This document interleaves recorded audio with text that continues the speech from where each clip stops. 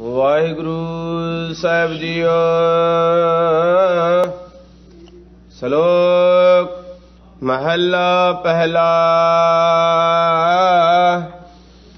ਕੂੜ ਬੋਲ ਮੁਰਦਾਰ ਖਾਏ, ਅਵਰੀ ਨੋ ਸਮਝਾਵਣ ਜਾਏ। ਕੂੜ ਬੋਲ ਮੁਰਦਾਰ ਖਾਏ, ਅਵਰੀ ਨੋ ਸਮਝਾਵਣ ਜਾਏ। ਮੁਠਾ ਮੁਹਾਏ ਸਾਥੈ, ਨਾਨਕ ਐਸਾ ਆਗੂ ਜਾਪੈ। ਮਹੱਲਾ ਚੌਥਾ। ਜਿਸ ਦੇ ਅੰਦਰ ਸੱਚ ਹੈ, ਸੋ ਸੱਚਾ ਨਾਮ ਮੁਖ ਸੱਚ ਅਲਾਏ। ਉਹ ਹਰ ਮਾਰਗ ਆਪ ਚੱਲਦਾ, ਹੋਰ ਨਾਨੋ ਹਰ ਮਾਰਗ ਪਾਏ। ਜੇ ਅੱਗੇ ਤੀਰਥ ਹੋਏ ਤਾਂ ਮਲ ਲਹੈ, ਛੱਪੜ ਨਾਤੇ ਸਗਵੀ ਮਲ ਲਾਏ। ਤੀਰਥ ਪੂਰਾ ਸਤਿਗੁਰੂ, ਜੋ ਅੰਦਿਨ ਹਰ ਹਰ ਨਾਮ ਧਿਆਏ। ਉਹ ਆਪ ਛੁਟਾ ਕੁਟੰਬ ਸਿਓ, ਦੇ ਹਰ ਹਰ ਨਾਮ ਸਭ ਸ੍ਰਿਸ਼ਟ ਛਡਾਏ। ਜਨ ਨਾਨਕ ਤਿਸ ਬਲਿਹਾਰਣੈ, ਜੋ ਆਪ ਜਪੈ ਅਵਰਾ ਨਾਮ ਜਪਾਏ। ਪੌੜੀ। ਇਕ ਕੰਦ ਮੂਲ ਚੁਣ ਖਾਹੇ, ਵਣ ਖੰਡ ਵਾਸਾ। ਇਕ ਭਗਵਾ ਵੇਸ ਕਰ ਫਿਰੈ, ਜੋਗੀ ਸੰਨਿਆਸਾ। ਅੰਦਰ ਤ੍ਰਿਸ਼ਨਾ ਬਹੁਤ, ਛਾਦਨ ਭੋਜਨ ਕੀ ਆਸਾ। ਬਿਰਥਾ ਜਨਮ ਗਵਾਏ, ਨਾ ਗਿਰਹੀ ਨਾ ਉਦਾਸਾ। ਜਮ ਕਾਲ ਸਿਰਹੁ ਨਾ ਉਤਰੈ, ਤਿਰਬਿਦ ਮਨਸਾ। ਗੁਰਮਤੀ ਕਾਲ ਨ ਆਵੈ ਨੇੜੈ, ਜਾਂ ਹੋਵੈ ਦਾਸਨ ਦਾਸਾ।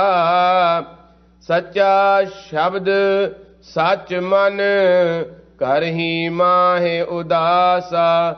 ਨਾਨਕ ਸਤਿਗੁਰ ਸੇਵਨ ਆਪਣਾ, ਸੇ ਆਸਾ ਤੇ ਨਿਰਾਸਾ। ਨਾਨਕ ਸਤਿਗੁਰ ਸੇਵਨ ਆਪਣਾ, ਸੇ ਆਸਾ ਤੇ ਨਿਰਾਸਾ। ਕੂੜ ਬੋਲ ਮੁਰਦਾਰ ਖਾਏ, ਅਵਰੀ ਨੋ ਸਮਝਾਵਣ ਜਾਏ। ਵਾਹਿਗੁਰੂ ਜੀ ਕਾ ਖਾਲਸਾ, ਵਾਹਿਗੁਰੂ ਜੀ ਕੀ ਫਤਿਹ। ਪਰਮ ਸਨਮਾਨਯੋਗ ਸਤਿਗੁਰੂ ਮਹਾਰਾਜ ਦੀ ਸਾਜੀ ਨਵਾਜੀ ਹੋਈ ਗੁਰੂ ਖਾਲਸਾ ਸਤ ਸੰਗਤ ਜੀਓ। ਸਤਿਗੁਰੂ ਨੇ ਅਪਾਰ ਬਖਸ਼ਿਸ਼ ਕੀਤੀ। ਆਪ ਸੰਗਤਾਂ ਸਤਿਗੁਰੂ ਦੇ ਪਾਵਨ ਪਵਿੱਤਰ ਸੋਹਣੇ ਦਰਬਾਰ ਦੀਆਂ ਹਾਜ਼ਰੀਆਂ ਭਰ ਰਹੇ ਹੋ। ਕਲਗੀਧਰ ਪਾਤਸ਼ਾਹ ਸਾਹਿਬੇ ਕਮਾਲ ਧੰਨ ਸ਼੍ਰੀ ਗੁਰੂ ਗੋਬਿੰਦ ਸਿੰਘ ਸਾਹਿਬ ਜੀ ਹਜ਼ੂਰ ਦੇ ਚਰਨਾਂ ਦੇ ਵਿੱਚ ਸਿੰਘਾਂ ਨੇ ਬੇਨਤੀ ਕੀਤੀ, ਐ ਗਰੀਬ ਨਵਾਜ ਸਤਿਗੁਰੂ ਜੀਓ, ਸਾਨੂੰ ਕਿਰਪਾ ਕਰਕੇ ਇਹ ਦੱਸੋ, ਜਿਹੜੇ ਗੁਰਸਿੱਖ ਮਾਈ ਭਾਈ ਤੁਹਾਡੇ ਦਰ ਤੇ ਹਾਜ਼ਰ ਹੁੰਦੇ ਹਨ, ਉਹਨਾਂ ਨੂੰ ਕਿਹੜੀ ਦਾਤ ਮਿਲਦੀ ਹੈ। ਜਿਹੜੇ ਨਹੀਂ ਹਾਜ਼ਰ ਹੁੰਦੇ ਉਹ ਕਿਹੜੀ ਦਾਤ ਤੋਂ ਵਾਂਝੇ ਰਹਿ ਜਾਂਦੇ ਹਨ। ਤਾਂ ਚੋਜੀ ਪਾਤਸ਼ਾਹ ਨੇ ਜਵਾਬ ਦਿੱਤਾ,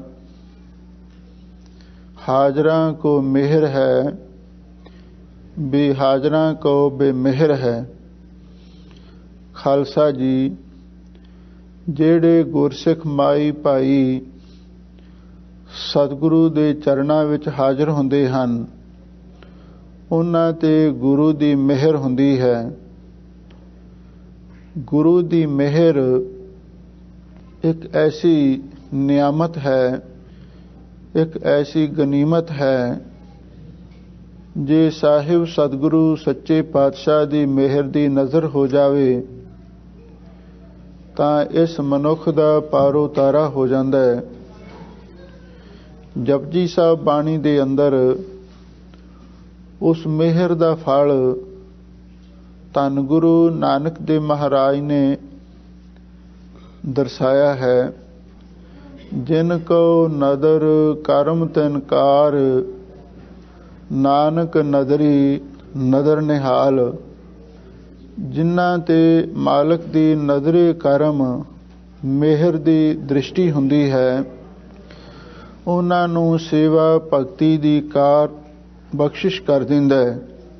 ਜਿਹੜੇ ਸੇਵਾ ਭਗਤੀ ਦੀ ਕਾਰ ਕਰਦੇ ਹਨ, ਨਾਨਕ ਨਦਰੀ ਨਦਰ ਨਿਹਾਲ, ਉਹਨਾਂ ਤੇ ਨਜ਼ਰ ਦਾ ਮਾਲਕ ਮਿਹਰ ਦੀ ਨਜ਼ਰ ਕਰਦਾ ਹੈ, ਨਜ਼ਰੇ ਅਨਾਇਤ ਕਰਦਾ ਹੈ, ਜਿਸ ਦੇ ਨਾਲ ਉਹ ਨਿਹਾਲ ਹੋ ਜਾਂਦੇ ਹਨ, ਕਿਰਤ ਹੋ ਜਾਂਦੇ ਹਨ। ਉਹਨਾਂ ਦਾ ਜੀਵਨ ਵੀ ਸਫਲ ਹੋ ਜਾਂਦਾ ਹੈ, ਉਹਨਾਂ ਦਾ ਮਰਨਾ ਵੀ ਸਫਲ ਹੋ ਜਾਂਦਾ ਹੈ। ਉਹ ਆ ਲੋਕ ਨੂੰ ਵੀ ਸਵਾਰ ਲੈਂਦੇ ਹਨ ਤੇ ਪਰਲੋਕ ਨੂੰ ਵੀ ਸਵਾਰ ਲੈਂਦੇ ਨੇ। ਐਸੀ ਇਹ ਗੁਰੂ ਦੀ ਮਿਹਰ ਦੀ ਮਹਾਨ ਬਰਕਤ ਹੈ। ਕਲੀਆਂ ਵਾਲੇ ਪਾਤਸ਼ਾਹ ਨੇ ਆਖਿਆ ਸੀ, ਖਾਲਸਾ ਜੀ, ਜਿਹੜਾ ਗੁਰਸਿੱਖ ਗੁਰੂ ਦੇ ਚਰਨਾਂ ਵਿੱਚ ਹਾਜ਼ਰ ਹੁੰਦਾ ਹੈ, ਉਸ ਉਤੇ ਗੁਰੂ ਦੀ ਮਿਹਰ ਹੁੰਦੀ ਹੈ। ਉਹ ਕਿਹੜੀ ਦਾਤ ਹੈ ਜਿਹੜੀ ਗੁਰੂ ਦੀ ਮਿਹਰ ਦੇ ਨਾਲ ਵੀ ਨਾ ਪ੍ਰਾਪਤ ਹੋ ਸਕੇ। ਗੁਰੂ ਦੀ ਸੇਵਾ ਦੇ ਨਾਲ, ਗੁਰੂ ਦੀ ਮਿਹਰ ਦੇ ਨਾਲ ਜਿਤੜੇ ਫਲ ਮਨ ਬਾਂਛੀਐ ਤਿਤੜੇ ਸਤਿਗੁਰ ਪਾਸ, ਪੂਰਬ ਲਿਖੇ ਪਾਵਨੇ ਸਾਚ ਨਾਮ ਦੇ ਰਾਸ। ਸਭ ਪਦਾਰਥ ਮਿਲਦੇ ਹਨ ਅਤੇ ਨਾਲ ਹੀ ਸਤਿਗੁਰੂ ਨੇ ਇਹ ਵੀ ਕਹਿ ਦਿੱਤਾ, ਜਿਹੜੇ ਗੈਰ ਹਾਜ਼ਰ ਰਹਿੰਦੇ ਹਨ ਉਹ ਗੁਰੂ ਦੀ ਮਿਹਰ ਤੋਂ ਵੀ ਸਖਣੇ ਰਹਿ ਜਾਂਦੇ ਹਨ। ਜੇ ਗੁਰੂ ਦੀ ਮਿਹਰ ਹੀ ਨਾ ਹੋਵੇ ਤੇ ਸਾਨੂੰ ਕੁਝ ਵੀ ਨਹੀਂ ਮਿਲ ਸਕਦਾ। ਕਿਉਂ? ਸਰਬ ਸੁਖਾਂ ਕਾ ਦਾਤਾ ਸਤਿਗੁਰ, ਤਾਂ ਕੀ ਸਰਣੀ ਪਾਈਐ, ਦਰਸ਼ਨ ਭੇਟਤ ਹੋਤ ਆਨੰਦਾ, ਦੁਖ ਗਿਆ ਹਰ ਗਾਈਐ। ਸਤਿਗੁਰੂ ਸਾਰੇ ਸੁੱਖਾਂ ਦੇ ਦਾਤਾਰ ਹਨ। ਜਿੰਨੇ ਸੁੱਖ ਅਸੀਂ ਚਾਹੁੰਦੇ ਹਾਂ ਉਹ ਸਤਿਗੁਰੂ ਤੋਂ ਹੀ ਸਾਨੂੰ ਪ੍ਰਾਪਤ ਹੋ ਸਕਦੇ ਨੇ, ਤੇ ਜੇ ਅਸੀਂ ਗੁਰੂ ਦੇ ਕੋਲ ਆਵਾਂਗੇ ਤਦੇ ਹੀ ਮਿਲ ਸਕਦੇ ਨੇ, ਤੇ ਜੇ ਨਹੀਂ ਆਵਾਂਗੇ ਤੇ ਫਿਰ ਉਹ ਕਿਵੇਂ ਮਿਲਣਗੇ? ਨਹੀਂ ਮਿਲ ਸਕਦੇ। ਕਲੀਆਂ ਵਾਲੇ ਪਾਤਸ਼ਾਹ ਨੇ ਆਖਿਆ ਸੀ, ਗੁਰਸਿੱਖੋ, ਹਮੇਸ਼ਾ ਲਈ ਗੁਰੂ ਚਰਨਾਂ ਦੇ ਵਿੱਚ ਹਾਜ਼ਰ ਹੋਇਆ ਕਰੋ। ਜੇ ਗੁਰੂ ਦੀ ਮਿਹਰ ਪ੍ਰਾਪਤ ਕਰਨਾ ਚਾਹੁੰਦੇ ਹੋ, ਤੇ ਜੇ ਨਹੀਂ ਹਾਜ਼ਰ ਹੋਵੋਗੇ ਗੁਰੂ ਦੀ ਮਿਹਰ ਤੋਂ ਵੀ ਵਾਂਝੇ ਰਹਿ ਜਾਓਗੇ। ਜਦੋਂ ਆਪਾਂ ਜਨਮ ਸਾਖੀ ਸ੍ਰੀ ਗੁਰੂ ਨਾਨਕ ਪ੍ਰਕਾਸ਼ ਪੜ੍ਹਦੇ ਹਾਂ, ਉਹਦੇ ਵਿੱਚ ਇੱਕ ਐਸਾ ਹੀ ਪ੍ਰਸੰਗ ਆਉਂਦਾ ਹੈ। ਧੰਨ ਗੁਰੂ ਨਾਨਕ ਦੇਵ ਮਹਾਰਾਜ ਸੱਚੇ ਪਾਤਸ਼ਾਹ ਜਦੋਂ ਸੁਲਤਾਨਪੁਰ ਦੇ ਅੰਦਰ ਬਿਰਾਜਮਾਨ ਸਨ, ਤਾਂ ਉਸ ਵੇਲੇ ਇੱਕ ਐਸਾ ਅਲੌਕਿਕ ਸਤਿਗੁਰੂ ਨੇ ਕੌਤਕ ਵਰਤਾਇਆ। ਇੱਕ ਦਿਨ ਬੇਈ ਨਦੀ ਵਿੱਚ ਇਸ਼ਨਾਨ ਕਰਨ ਵਾਸਤੇ ਗਏ, ਫਿਰ ਮੁੜ ਕੇ ਬਾਹਰ ਵਾਪਸ ਨਾ ਨਿਕਲੇ। ਸਾਰੇ ਸ਼ਹਿਰ ਦੇ ਵਿੱਚ ਇਸ ਗੱਲ ਦੀ ਚਰਚਾ ਹੋ ਗਈ, ਧੰਨ ਗੁਰੂ ਨਾਨਕ ਦੇਵ ਮਹਾਰਾਜ ਸੱਚੇ ਪਾਤਸ਼ਾਹ ਬੇਈ ਨਦੀ ਵਿੱਚ ਡੁੱਬ ਗਏ ਹਨ ਔਰ ਲਾਪਤਾ ਹੋ ਗਏ ਹਨ। ਬੜੀ ਭਾਲ ਵੀ ਹੋਈ, ਪਰ ਸਤਿਗੁਰੂ ਦੇ ਬਾਰੇ ਕੁਝ ਵੀ ਪਤਾ ਨਾ ਚੱਲਿਆ। ਅਖੀਰ ਤੀਜੇ ਦਿਨ ਧੰਨ ਗੁਰੂ ਨਾਨਕ ਦੇਵ ਮਹਾਰਾਜ ਸੱਚੇ ਪਾਤਸ਼ਾਹ ਫਿਰ ਪ੍ਰਗਟ ਹੋ ਗਏ। ਇਸ ਘਟਨਾ ਦੀ ਚਰਚਾ ਜੰਗਲ ਦੀ ਅੱਗ ਵਾਂਗ ਫੈਲ ਗਈ ਬਈ 3 ਦਿਨ ਪਾਣੀ ਵਿੱਚ ਰਹਿ ਕੇ ਫਿਰ ਸਹੀ ਸਲਾਮਤ ਬਾਹਰ ਆਉਣਾ ਇੱਕ ਬੜੀ ਅਜੀਬ ਗੱਲ ਸੀ। ਬਹੁਤ ਸਾਰੇ ਲੋਕ ਧੰਨ ਗੁਰੂ ਨਾਨਕ ਦੇਵ ਮਹਾਰਾਜ ਦੇ ਦਰਸ਼ਨ ਕਰਨ ਵਾਸਤੇ ਆਉਂਦੇ ਹਨ। ਸਾਹਿਬ ਸਤਿਗੁਰੂ ਸੱਚੇ ਪਾਤਸ਼ਾਹ ਨੇ ਉਸ ਵੇਲੇ ਇੱਕ ਨਾਅਰਾ ਬੁਲੰਦ ਕੀਤਾ। ਉਹ ਨਾਅਰਾ ਕੀ ਸੀ? ਨਾ ਕੋਈ ਹਿੰਦੂ ਤੇ ਨਾ ਹੀ ਕੋਈ ਮੁਸਲਮਾਨ ਹੈ, ਸਾਰੇ ਹੀ ਬੰਦੇ ਉਸ ਅਕਾਲ ਪੁਰਖ ਵਾਹਿਗੁਰੂ ਦੇ ਬਣਾਏ ਇਨਸਾਨ ਹਨ। ਜਦੋਂ ਇਹ ਗੱਲ ਬੜੇ ਜ਼ੋਰ ਸ਼ੋਰ ਦੇ ਨਾਲ ਗੁਰੂ ਮਹਾਰਾਜ ਨੇ ਪ੍ਰਚਾਰਨੀ ਆਰੰਭ ਕੀਤੀ ਤਾਂ ਜਿਹੜੇ ਕੱਟੜ ਹਿੰਦੂ ਸਨ, ਮੁਸਲਮਾਨ ਸਨ, ਉਹਨਾਂ ਤੱਕ ਵੀ ਇਹ ਗੱਲ ਪਹੁੰਚ ਗਈ। ਉਹਨਾਂ ਦਿਨਾਂ ਦੇ ਅੰਦਰ ਪਠਾਨਾਂ ਦਾ ਰਾਜ ਸੀ ਤੇ ਜਿਹੜਾ ਇਹ ਸ਼ਹਿਰ ਸੁਲਤਾਨਪੁਰ ਹੈ ਔਰ ਇੱਥੇ ਇੱਕ ਪਠਾਨ ਨਵਾਬ ਦੌਲਤ ਖਾਂ ਰਹਿੰਦਾ ਸੀ। ਕਹਿੰਦੇ ਨੇ ਜਿਹੜੇ ਇਸ ਦੇ ਨਾਲ ਦੇ ਸਾਥੀ ਸਨ, ਅਹਿਲਕਾਰ ਸਨ, ਤੇ ਖਾਸ ਕਰਕੇ ਜਿਹੜਾ ਸ਼ਾਹੀ ਕਾਜੀ ਸੀ, ਉਹ ਇਸ ਗੱਲ ਤੇ ਬਹੁਤ ਚਿੜਿਆ ਕਿਉਂਕਿ ਉਹ ਪਹਿਲਾਂ ਹੀ ਧੰਨ ਗੁਰੂ ਨਾਨਕ ਦੇਵ ਮਹਾਰਾਜ ਸੱਚੇ ਪਾਤਸ਼ਾਹ ਦੀ ਮਹਿਮਾ ਨਹੀਂ ਸੀ ਜਰ ਸਕਦਾ। ਜਿਵੇਂ ਸੂਰਜ ਚੜ੍ਹਦਾ ਹੈ ਉਸ ਵੇਲੇ ਸਾਰਿਆਂ ਨੂੰ ਰੋਸ਼ਨੀ ਪ੍ਰਾਪਤ ਹੁੰਦੀ ਹੈ, ਸਾਰੇ ਲੋਕ ਪ੍ਰਸੰਨ ਹੁੰਦੇ ਨੇ, ਪਰ ਜਿਹੜੇ ਉੱਲੂ ਨੇ ਉਹਨਾਂ ਨੂੰ ਸੂਰਜ ਦੀ ਰੋਸ਼ਨੀ ਵੀ ਚੰਗੀ ਨਹੀਂ ਲੱਗਦੀ। ਇਸੇ ਤਰ੍ਹਾਂ ਜਿੰਨੇ ਗੁਰੂ ਨਾਨਕ ਸਾਹਿਬ ਦੇ ਸ਼ਰਧਾਲੂ ਸਨ ਉਹ ਸਾਰੇ ਬੜੇ ਪ੍ਰਸੰਨ ਹੋਏ, ਪਰ ਜਿਹੜੇ ਈਰਖਾਲੂ ਸਨ ਉਹਨਾਂ ਨੂੰ ਬੜੀ ਇਸ ਗੱਲ ਦੀ ਤਕਲੀਫ ਹੋਈ। ਅਖੀਰ ਉਹਨਾਂ ਨੇ ਦੌਲਤ ਖਾਂ ਨਵਾਬ ਨੂੰ ਜਾ ਕੇ ਚੁੱਕਿਆ। ਕਹਿਣ ਲੱਗੇ ਜਿਹੜੇ ਤੁਹਾਡੇ ਮੋਦੀ ਨੇ ਧੰਨ ਗੁਰੂ ਨਾਨਕ ਦੇਵ ਮਹਾਰਾਜ ਸੱਚੇ ਪਾਤਸ਼ਾਹ, ਉਹਨਾਂ ਨੇ ਇਹ ਗੱਲ ਕਹਿਣੀ ਸ਼ੁਰੂ ਕਰ ਦਿੱਤੀ ਹੈ, ਨਾ ਹੀ ਕੋਈ ਹਿੰਦੂ ਹੈ ਨਾ ਹੀ ਕੋਈ ਮੁਸਲਮਾਨ ਹੈ, ਸਾਰੇ ਬੰਦੇ ਰੱਬ ਦੇ ਇਨਸਾਨ ਬਣਾਏ ਹੋਏ ਨੇ। ਇਸ ਲਈ ਆਪਾਂ ਨੂੰ ਇਸ ਗੱਲ ਬਾਰੇ ਉਹਨਾਂ ਤੋਂ ਪੁੱਛਣਾ ਚਾਹੀਦਾ ਹੈ ਉਹ ਕਿਸ ਆਧਾਰ ਤੇ ਇਹ ਗੱਲ ਕਹਿ ਰਹੇ ਨੇ। ਔਰ ਕਹਿੰਦੇ ਨੇ ਦੌਲਤ ਖਾਂ ਨਵਾਬ ਨੇ ਗੁਰੂ ਮਹਾਰਾਜ ਦੇ ਕੋਲ ਆਪਣੇ ਆਦਮੀ ਭੇਜੇ। ਉਹਨਾਂ ਨੇ ਧੰਨ ਗੁਰੂ ਨਾਨਕ ਦੇਵ ਮਹਾਰਾਜ ਨੂੰ ਆਖਿਆ ਬਈ ਤੁਹਾਨੂੰ ਨਵਾਬ ਨੇ ਬੁਲਾਇਆ। ਧੰਨ ਗੁਰੂ ਨਾਨਕ ਦੇਵ ਮਹਾਰਾਜ ਸੱਚੇ ਪਾਤਸ਼ਾਹ ਨੇ ਬੇਪਰਵਾਹੀ ਦੇ ਵਿੱਚ ਜਵਾਬ ਦਿੱਤਾ। ਕਹਿਣ ਲੱਗੇ ਜਦੋਂ ਅਸੀਂ ਨਵਾਬ ਦੇ ਚਾਕਰ ਸਾਂ, ਮੋਦੀ ਸਾਂ, ਉਸ ਵੇਲੇ ਤੇ ਉਹਦਾ ਹੁਕਮ ਸਾਡੇ ਤੇ ਚੱਲਦਾ ਸੀ, ਪਰ ਹੁਣ ਅਸੀਂ ਉਸ ਕਰਤਾਰ ਦੇ ਅਕਾਲ ਪੁਰਖ ਦੇ ਚਾਕਰ ਬਣ ਗਏ ਹਾਂ। ਹਮ ਚਾਕਰ ਗੋਬਿੰਦ ਕੇ ਠਾਕੁਰ ਮੇਰਾ ਭਾਰਾ। ਹੁਣ ਸਾਡੇ ਤੇ ਕਿਸੇ ਨਵਾਬ ਦਾ ਕਿਸੇ ਹੋਰ ਦਾ ਹੁਕਮ ਨਹੀਂ ਚੱਲ ਸਕਦਾ। ਜੇ ਨਵਾਬ ਨੇ ਆਖਿਆ ਵੀ ਉਹਨਾਂ ਨੂੰ ਬੁਲਾ ਕੇ ਲਿਆਓ, ਜਾਓ ਜਾ ਕੇ ਨਵਾਬ ਨੂੰ ਕਹਿ ਦੇਣਾ ਅਸੀਂ ਉਹਦੇ ਕਹੇ ਤੋਂ ਬਿਲਕੁਲ ਉਹਦੇ ਪਾਸ ਨਹੀਂ ਜਾਵਾਂਗੇ।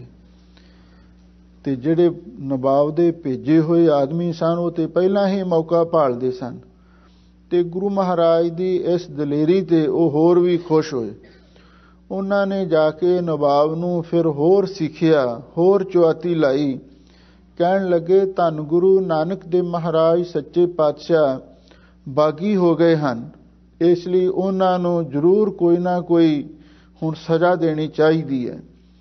ਜਿੰਨੇ ਵੀ ਮੌਲਵੀ, ਕਾਜੀ, ਅਮੀਰ, ਵਜ਼ੀਰ ਸਨ ਉਹਨਾਂ ਸਾਰਿਆਂ ਨੇ ਰਲ ਕੇ ਸਲਾਹ ਕੀਤੀ। ਕਹਿਣ ਲੱਗੇ ਧੰਨ ਗੁਰੂ ਨਾਨਕ ਦੇਵ ਮਹਾਰਾਜ ਸੱਚੇ ਪਾਤਸ਼ਾਹ ਨੂੰ ਮੁਸਲਮਾਨ ਬਣਾਇਆ ਜਾਵੇ। ਇਹ ਹੁਣ ਉੱਥੇ ਮਤਾ ਪਾਸ ਹੋ ਗਿਆ। ਕਹਿੰਦੇ ਨੇ ਉਸ ਵੇਲੇ ਨਵਾਬ ਨੇ ਫਿਰ ਆਪਣੇ ਸਿਪਾਹੀ ਭੇਜੇ। ਪਹਿਲਾਂ ਤੇ ਆਮ ਸਾਧਾਰਨ ਆਦਮੀ ਸਨ, ਹੁਣ ਹਥਿਆਰਬੰਦ ਸਿਪਾਹੀ ਭੇਜੇ ਤੇ ਉਹਨਾਂ ਨੂੰ ਇਹ ਗੱਲ ਆਖੀ ਗਈ ਬਈ ਤੁਸੀਂ ਧੰਨ ਗੁਰੂ ਨਾਨਕ ਦੇਵ ਮਹਾਰਾਜ ਸੱਚੇ ਪਾਤਸ਼ਾਹ ਨੂੰ ਜਿਵੇਂ ਵੀ ਆ ਸਕਦੇ ਨੇ ਉਸੇ ਤਰ੍ਹਾਂ ਹੀ ਲਿਆਉਣਾ ਹੈ। ਕਿਉਂਕਿ ਮਾਇਆ ਧਾਰੀ ਅਤ ਅੰਨਾ ਬੋਲਾ, ਸ਼ਬਦ ਨਾ ਸੁਣੇ ਬਹੁ ਰੋਲਕ ਝੋਲਾ। ਮਾਇਆ ਧਾਰੀ ਸਿਆਸੀ ਆਦਮੀ ਹਮੇਸ਼ਾ ਹਕੂਮਤ ਦੇ ਨਸ਼ੇ ਵਿੱਚ ਅੰਨੇ ਤੇ ਬੋਲੇ ਹੋ ਜਾਂਦੇ ਨੇ। ਔਰ ਕਹਿੰਦੇ ਨੇ ਜਦੋਂ ਇਹਦੇ ਭੇਜੇ ਹੋਏ ਸਿਪਾਹੀ ਸਤਿਗੁਰੂ ਦੇ ਕੋਲ ਆਏ, ਉਹਨਾਂ ਨੇ ਫਿਰ ਆਖਿਆ ਬਈ ਤੁਹਾਨੂੰ ਨਵਾਬ ਨੇ ਸੱਦਿਆ, ਜੇ ਤੁਸੀਂ ਭਲਮਾਨਸੀ ਨਾਲ ਸਾਡੇ ਨਾਲ ਚਲੇ ਜਾਓ ਚੰਗੀ ਗੱਲ ਹੈ, ਵਰਨਾ ਜ਼ਬਰਦਸਤੀ ਵੀ ਅਸੀਂ ਤੁਹਾਨੂੰ ਪਕੜ ਕੇ ਪੇਸ਼ ਕਰ ਸਕਦੇ ਹਾਂ। ਸਾਹਿਬ ਸਤਿਗੁਰੂ ਸੱਚੇ ਪਾਤਸ਼ਾਹ ਕਹਿਣ ਲੱਗੇ, ਅੱਛਾ ਫਿਰ ਇਹ ਤੁਹਾਨੂੰ ਤਕਲੀਫ ਕਾਹਦੇ ਲਈ ਦੇਣੀ ਹੈ? ਜੇ ਨਵਾਬ ਨੂੰ ਕੋਈ ਤਕਲੀਫ ਹੈ, ਕੋਈ ਉਹਨੂੰ ਢਿੱਡ ਪੀੜ ਹੈ, ਤੇ ਚਲੋ ਅਸੀਂ ਉੱਥੇ ਚੱਲਦੇ ਹਾਂ, ਉਹਦਾ ਇਲਾਜ ਕਰਾਂਗੇ। ਮੇਰਾ ਬੈਦ ਗੁਰੂ ਗੋਬਿੰਦਾ, ਹਰ ਹਰ ਨਾਮ ਔਖਦ ਮੁਖ ਦੇਵੈ, ਕਾਟੈ ਜਮ ਕੀ ਫੰਦਾ। ਧੰਨ ਗੁਰੂ ਨਾਨਕ ਦੇਵ ਮਹਾਰਾਜ ਸੱਚੇ ਪਾਤਸ਼ਾਹ ਨਵਾਬ ਦੇ ਸਾਹਮਣੇ ਜਾ ਕੇ ਖੜੇ ਹੋ ਗਏ। ਪਹਿਲਾਂ ਤੇ ਸਲਾਮ ਦੁਆ ਕਰਦੇ ਸਨ ਕਿਉਂਕਿ ਮੋਦੀ ਵੀ ਸਨ, ਪਰ ਹੁਣ ਉੱਥੇ ਕੋਈ ਸਲਾਮ ਦੁਆ ਨਹੀਂ ਕੀਤੀ। ਚੁੱਪਚਾਪ ਗੁਰੂ ਮਹਾਰਾਜ ਆਪਣੀ ਮੌਜ ਵਿੱਚ ਜਾ ਕੇ ਖੜੇ ਹੋ ਗਏ।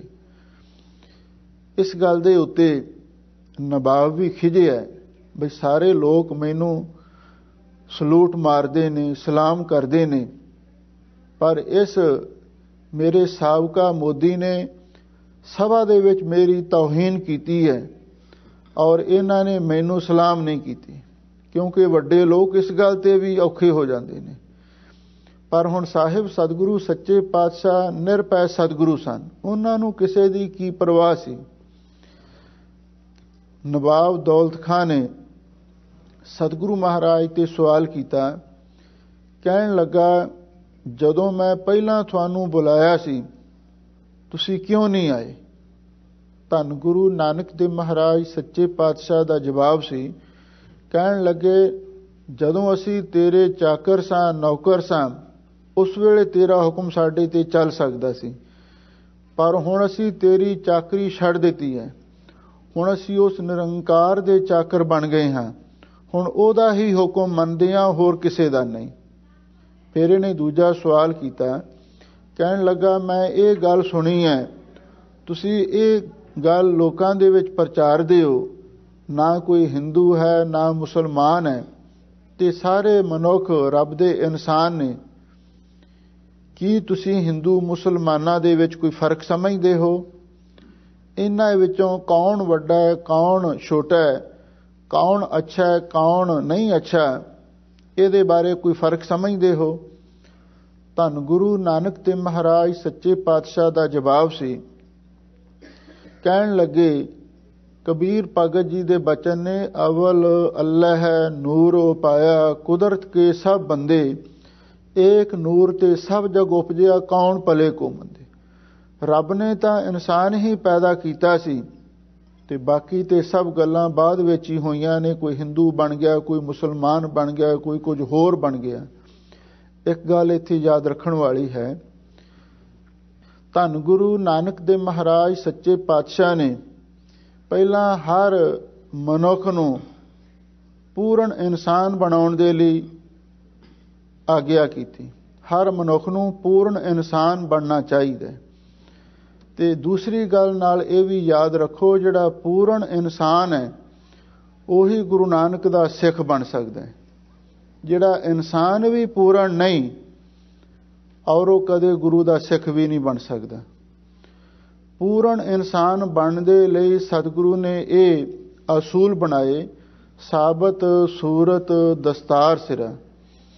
ਹਰ ਮਨੁੱਖ ਨੂੰ ਸਾਬਤ ਸੂਰਤ ਦਾ ਧਾਰਨੀ ਹੋ ਕੇ ਸਿਰ ਉੱਤੇ ਦਸਤਾਰ ਸਜਾਉਣੀ ਪਵੇਗੀ। ਇਹ ਸ੍ਰੀ ਗੁਰੂ ਗ੍ਰੰਥ ਸਾਹਿਬ ਜੀ ਦੇ ਬਚਨ ਨੇ। ਸਾਬਤ ਸੂਰਤ ਦਸਤਾਰ ਸਿਰਾ, ਜਿਹੜਾ ਸਾਬਤ ਸੂਰਤ ਨੂੰ ਧਾਰਨ ਕਰ ਲਵੇ ਉਹ ਪੂਰਨ ਮਨੁੱਖ ਹੈ, ਤੇ ਜਿਹੜਾ ਨਹੀਂ ਧਾਰਨ ਕਰਦਾ ਉਹ ਅਧੂਰਾ ਹੈ। ਧੰਨ ਗੁਰੂ ਨਾਨਕ ਦੇਵ ਮਹਾਰਾਜ ਨੇ ਆਖਿਆ ਜਿਹੜਾ ਪੂਰਨ ਮਨੁੱਖ ਹੈ ਉਹੀ ਗੁਰੂ ਦਾ ਪੂਰਨ ਸਿੱਖ ਬਣ ਸਕਦਾ ਹੈ।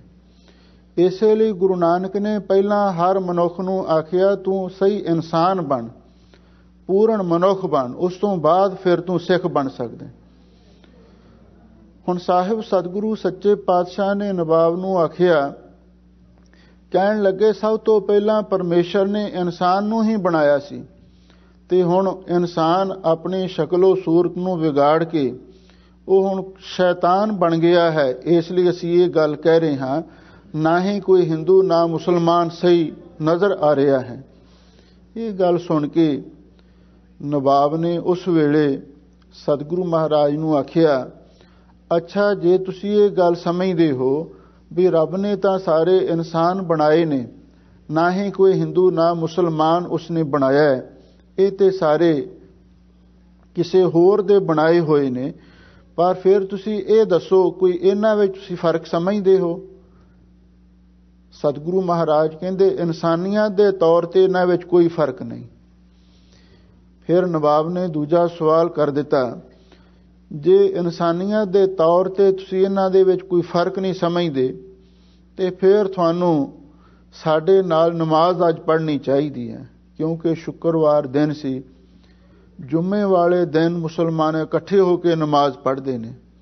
ਇਹਨਾਂ ਵਿੱਚ ਇੱਕ ਇਹ ਵੀ ਮਰਜ਼ਾਦਾ ਹੈ ਵੀ ਜਿਹੜੀ ਜਮਾਤ ਕਰਾਮਾਤ ਹੁੰਦੀ ਹੈ ਔਰ ਜਿਹੜੇ ਇਕੱਠੇ ਹੋ ਕੇ ਨਮਾਜ਼ ਪੜ੍ਹਦੇ ਨੇ ਉਹਦਾ ਜ਼ਿਆਦਾ ਸਵਾਬ ਹੁੰਦਾ, ਜ਼ਿਆਦਾ ਪੁੰਨ ਹੁੰਦਾ। ਇਸ ਲਈ ਇਹਨਾਂ ਨੇ ਸਤਿਗੁਰੂ ਨੂੰ ਆਖਿਆ, ਜੇ ਤੁਸੀਂ ਸਾਰਿਆਂ ਨੂੰ ਹੀ ਰੱਬ ਦੇ ਇਨਸਾਨ ਸਮਝਦੇ ਹੋ, ਅੱਜ ਅਸੀਂ ਨਮਾਜ਼ ਪੜ੍ਹਨ ਵਾਸਤੇ ਜਾ ਰਹੇ ਹਾਂ ਤੇ ਤੁਹਾਨੂੰ ਵੀ ਸਾਡੇ ਨਾਲ ਨਮਾਜ਼ ਪੜ੍ਹਨੀ ਚਾਹੀਦੀ ਹੈ।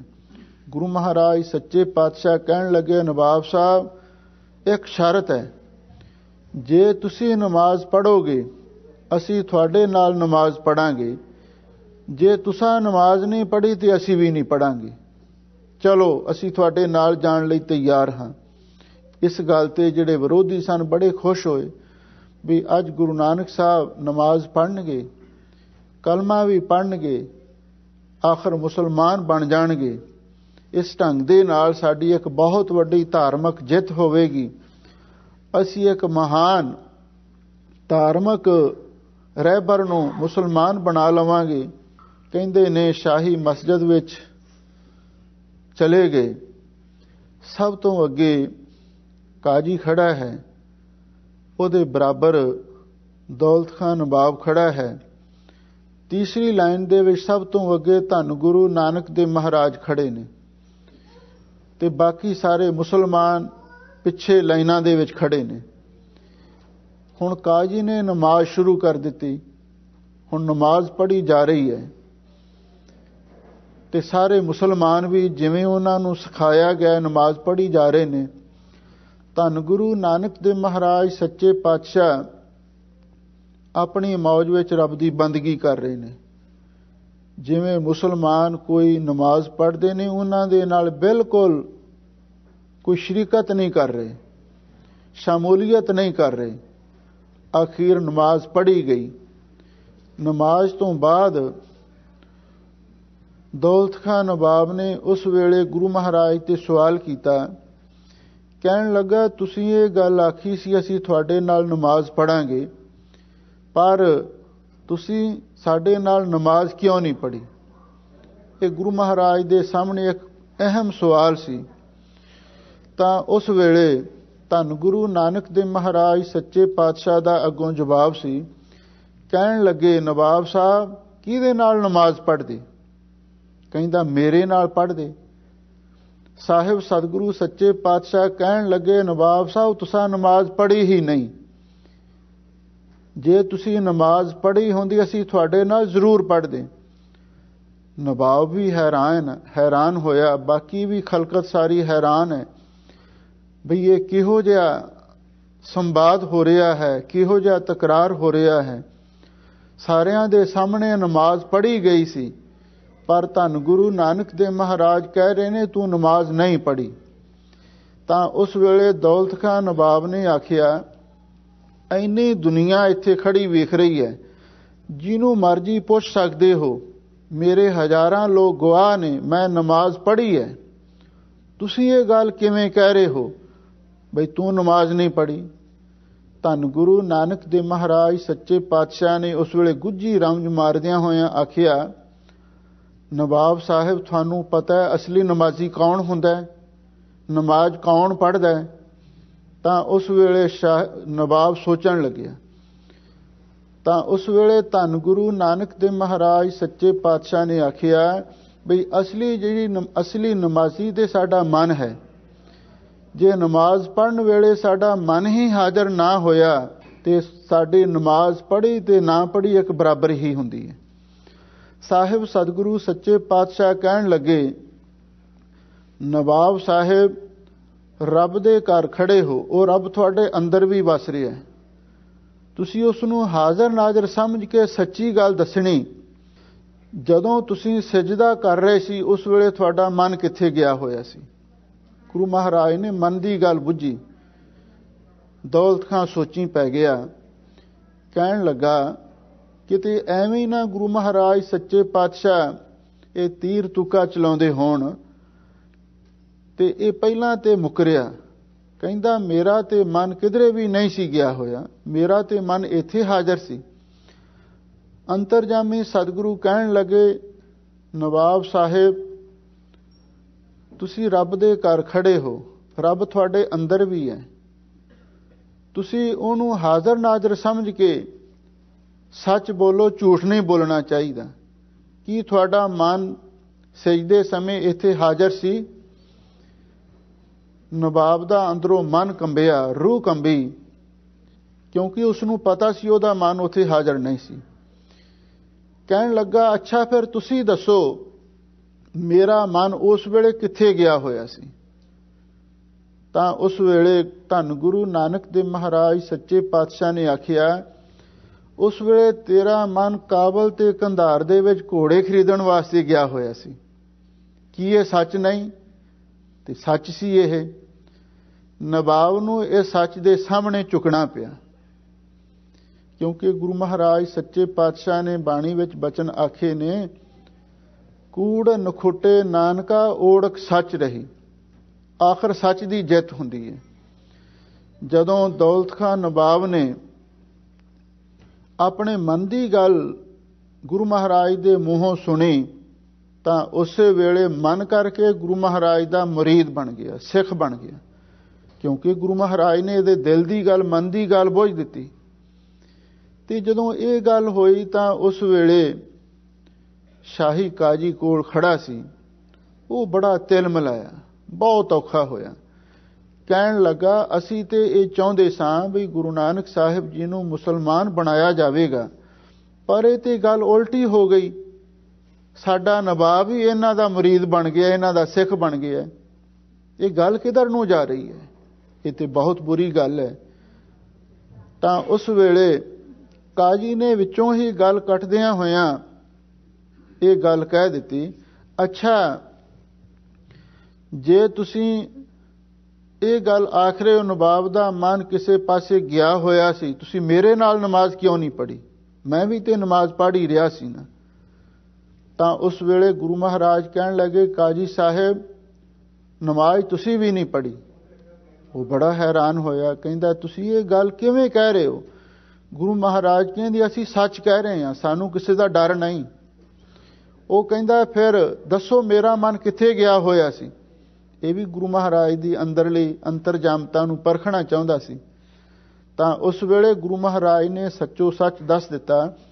ਕਹਿਣ ਲੱਗੇ, ਕਾਜੀ ਸਾਹਿਬ, ਤੁਹਾਡਾ ਮਨ ਤੁਹਾਡੇ ਘਰ ਦੇ ਵਿੱਚ ਘੋੜੀ ਨੇ ਬਸ਼ੇਰਾ ਦਿੱਤਾ ਤੇ ਉਹ ਬੜਾ ਸੋਹਣਾ ਹੈ, ਤੇ ਤੁਹਾਡਾ ਮਨ ਉਸ ਘੋੜੀ ਦੇ ਬਸ਼ੇਰੇ ਦੇ ਪਿੱਛੇ ਗਿਆ ਹੋਇਆ ਸੀ, ਕਿਉਂਕਿ ਉੱਥੇ ਨੇੜੇ ਇੱਕ ਟੋਆ ਵੀ ਹੈ। ਤੁਹਾਡੇ ਮਨ ਦੇ ਵਿੱਚ ਇਹ ਖਤਰਾ ਸੀ ਵੀ ਕਿਧਰੇ ਉਹ ਬਸ਼ੇਰਾ ਟੋਏ ਵਿੱਚ ਨਾ ਡਿੱਗ ਪਵੇ, ਕੋਈ ਉਸ ਦੀ ਲੱਤ ਨਾ ਟੁੱਟ ਜਾਵੇ, ਕੋਈ ਸੱਟ ਫੇਟ ਨਾ ਲੱਗ ਜਾਵੇ। ਤੁਹਾਡਾ ਮਨ ਨਮਾਜ਼ ਪੜ੍ਹਨ ਦੇ ਸਮੇਂ ਉੱਥੇ ਫਿਰ ਰਿਹਾ ਸੀ, ਬਸ਼ੇਰੇ ਦੇ ਪਿੱਛੇ ਪਿੱਛੇ। ਹੈ ਤੇ ਗੱਲ ਸੱਚੀ ਸੀ, ਪਰ ਕਾਜੀ ਨੂੰ ਉਸ ਵੇਲੇ ਇਸ ਗੱਲ ਦੀ ਸ਼ਰਮ ਮਹਿਸੂਸ ਹੋਈ ਬਈ ਜੇ ਮੈਂ ਇਹ ਗੱਲ ਸਾਰਿਆਂ ਦੇ ਸਾਹਮਣੇ ਮੰਨ ਗਿਆ ਵੀ ਜੋ ਕੁਝ ਗੁਰੂ ਮਹਾਰਾਜ ਕਹਿ ਰਹੇ ਨੇ ਉਹ ਸੱਚ ਹੈ, ਤੇ ਫਿਰ ਜਿੰਨੇ ਮੁਸਲਮਾਨ ਲੋਕ ਮੇਰੇ ਤੇ ਯਕੀਨ ਕਰਦੇ ਨੇ ਵੀ ਸ਼ਾਹੀ ਕਾਜੀ ਹੈ, ਬੜਾ ਧਰਮੀ ਬੰਦਾ ਹੈ, ਸਾਰਿਆਂ ਨੂੰ ਮਜ਼ਹਬ ਦੀ ਸਿੱਖਿਆ ਦਿੰਦਾ ਹੈ, ਉਹਨਾਂ ਤੇ ਬੁਰਾ ਅਸਰ ਪਵੇਗਾ। ਇਸ ਲਈ ਇਹਨੇ ਝੂਠੀ ਸ਼ੋਹਰਤ ਵਾਸਤੇ ਤੇ ਗੁਰੂ ਮਹਾਰਾਜ ਦੀ ਗੱਲ ਮੰਨਣ ਤੋਂ ਇਨਕਾਰ ਕਰ ਦਿੱਤਾ। ਕਹਿੰਦਾ ਨਹੀਂ, ਤੁਸੀਂ ਝੂਠ ਬੋਲਦੇ ਹੋ। ਤੇ ਨਵਾਬ ਦਾ ਨਿਸ਼ਚਾ ਪਰਪੱਕ ਸੀ। ਉਹਨੇ ਕਾਜੀ ਨੂੰ ਸਮਝਾਇਆ, ਕਹਿਣ ਲੱਗਾ, ਕਾਜੀ ਸਾਹਿਬ ਤੂੰ ਇਹ ਦੱਸ, ਤੇਰੇ ਘਰ ਘੋੜੀ ਨੇ ਬਸ਼ੇਰਾ ਦਿੱਤਾ ਕਿ ਨਹੀਂ ਦਿੱਤਾ? ਕਹਿੰਦਾ ਮਹਾਰਾਜ ਬਸ਼ੇਰਾ ਤੇ ਦਿੱਤਾ ਹੈ। ਕਹਿੰਦੇ ਜੇ ਇਹ ਗੱਲ ਸੱਚੀ ਹੈ? ਕਹਿੰਦਾ ਹਾਂ ਬਿਲਕੁਲ ਸੱਚੀ ਹੈ। ਤੇ ਗੁਰੂ ਨਾਨਕ ਸਾਹਿਬ ਤੇਰੇ ਘਰ ਗਏ? ਕਹਿੰਦਾ ਨਹੀਂ।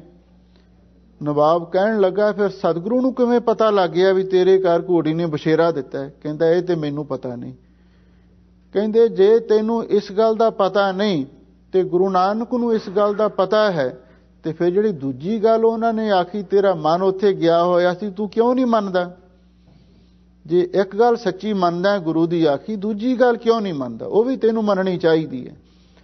ਆਖੀਰ ਕਾਜੀ ਵੀ ਲਾਜਵਾਬ ਹੋ ਗਿਆ, ਉਹਦੀ ਵੀ ਧੌਣ ਨੀਵੀਂ ਹੋ ਗਈ। ਸਾਰੀ ਸਭਾ ਦੇ ਵਿੱਚ ਉਸਨੂੰ ਵੀ ਸ਼ਰਮਸਾਰ ਹੋਣਾ ਪਿਆ। ਤੇ ਫਿਰ ਉਹ ਕਾਜੀ ਅੰਦਰੋਂ ਬੜਾ ਖਾਰ ਖਾਣ ਲੱਗਿਆ। ਕਈ ਵਾਰੀ ਗੁਰੂ ਮਹਾਰਾਜ ਦੇ ਬਾਰੇ ਵੱਧ ਘੱਟ ਗੱਲਾਂ ਵੀ ਬੋਲਦਾ ਹੈ। ਸਾਹਿਬ ਸਤਿਗੁਰੂ ਸੱਚੇ ਪਾਤਸ਼ਾਹ ਨੇ ਸੋਚਿਆ ਵੀ ਇਸ ਕਾਜੀ ਨੂੰ ਉਪਦੇਸ਼ ਦੇਣਾ ਚਾਹੀਦਾ। ਇਹ ਜਿਹੜੀ ਤੁਸੀਂ ਵਿਚਾਰ ਸੁਣ ਰਹੇ ਹੋ ਨਾ, ਇਹ ਜਿਹੜਾ ਪਹਿਲਾ ਸ਼ਲੋਕ ਹੈ ਇਹਦੇ ਨਾਲ ਸੰਬੰਧਿਤ ਵਿਚਾਰ ਹੈ। ਕਿਉਂਕਿ ਇਹ ਜਿਹੜੀ ਮਾਝ ਰਾਗ ਦੀ ਵਾਰ ਹੈ, ਇਹਦੇ ਵਿੱਚ ਧੰਨ ਗੁਰੂ ਨਾਨਕ ਦੇਵ ਮਹਾਰਾਜ ਸੱਚੇ ਪਾਤਸ਼ਾਹ ਦੀ ਪਵਿੱਤਰ ਬਾਣੀ ਹੈ। ਤੇ ਖਾਸ ਕਰਕੇ ਜਿਹੜੇ ਉਸ ਵੇਲੇ ਧਰਮ ਦੇ ਆਗੂ ਬਣੇ ਹੋਏ ਲੋਕ ਸਨ, ਉਹਨਾਂ ਨੂੰ ਗੁਰੂ ਮਹਾਰਾਜ ਨੇ ਸਿੱਧੇ ਰਾਹ ਪਾਇਆ। ਕਿਉਂਕਿ ਸਤਿਗੁਰੂ ਦਾ ਆਗਮਨ ਹੀ ਇਸ ਮਕਸਦ ਲਈ ਹੋਇਆ ਸੀ। ਭੁੱਲੇ ਮਾਰਗ ਜਿਨਹਿ ਬਤਾਇਆ, ਐਸਾ ਗੁਰਵੜ ਭਾਗੀ ਪਾਇਆ। ਭੁੱਲਿਆਂ ਭਟਕਿਆਂ ਨੂੰ ਸਤਿਗੁਰੂ ਰਾਹ ਦੱਸਣ ਵਾਸਤੇ ਆਏ ਸਨ। ਹੁਣ ਇਹ ਕਾਜੀ ਭੁੱਲਿਆ ਹੋਇਆ ਸੀ ਤੇ ਹੈ ਆਪਣੇ ਆਪ ਨੂੰ ਸਮਝਦਾ ਰਹਿਬਰ ਸੀ ਬਈ ਮੈਂ ਲੋਕਾਂ ਨੂੰ ਰਾਹ ਦੱਸਦਾ ਹਾਂ। ਪਰ ਜਦੋਂ ਰਹਿਬਰ ਹੀ ਰਾਹ ਭੁੱਲ ਜਾਵੇ ਤੇ ਫਿਰ ਦੱਸੋ ਕੌਣ ਲੋਕਾਂ ਨੂੰ ਸਮਝਾ ਸਕਦਾ ਸੀ?